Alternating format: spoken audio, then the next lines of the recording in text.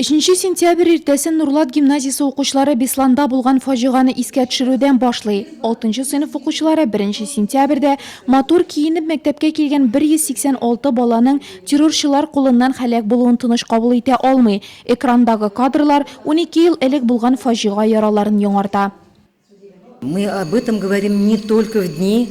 Без бу турыда 3 сентябрь көнне генә сөйләмибез. Безнең мәктәптә террорга каршы тулы бер программа эшләп килә.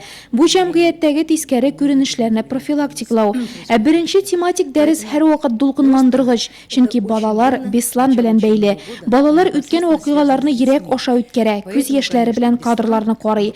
Терроризм турында класстан тыш сәгатьләрдә дә сөйлибез. Әлегә бу бик актуаль тема. Это все прочувствовано. 7 сыйныфлылар 3 сентябрь иртәсендә шәмнәр кабыза. Сыйныф җитәкчесе исә Бесланда һәлак булган мәктәп укучылары күмелгән урын Фәрештәләр шәһәре турында сөйли. Бу каберләрдә әти, әни, табиб, инженер, җырчы, галим була алмый калган балалар мәетләре. Гимназия укучылары террорның кабатланмавын тели. Без бүген бу дәрескә шундый журавликларны алып килдек. Бу көнне анытмаслар иде кешеләр. Бесланда күп кешеләр үлде. Террор бүтән кабатланмасын иде.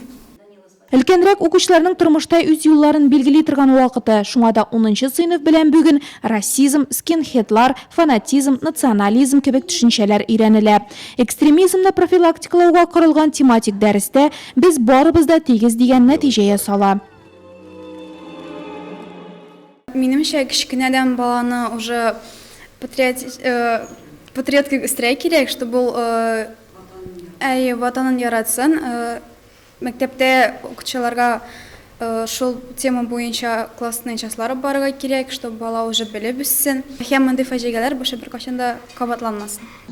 Террор белән көрәшүдә теләктәшлек көнендә Нурлатта шахмат турнирлары, буклетлар тарату акцияләре узды. Барысы да Беслан кебек фаҗигалар башка кабатланмасын өчен.